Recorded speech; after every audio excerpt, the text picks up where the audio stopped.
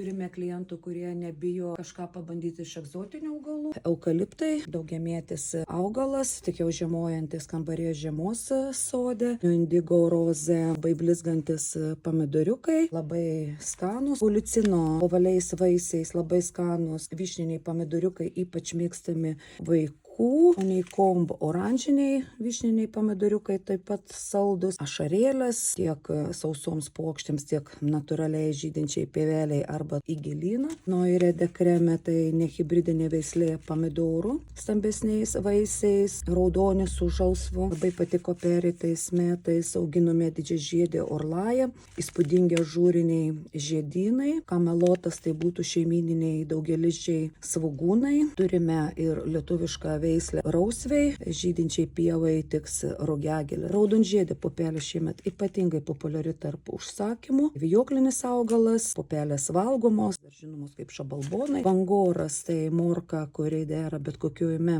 dirvožėme, labai derlinga. Krapai dukat, pupos didelės, Windsor Bialy, žirniai Progress, ankstyvi. Žalios šparaginės pupelės, karčiosios čili paprikos dekaenė, vazoninės labai derlingos Cobalt salotos garbanotos, profesionaliam auginimui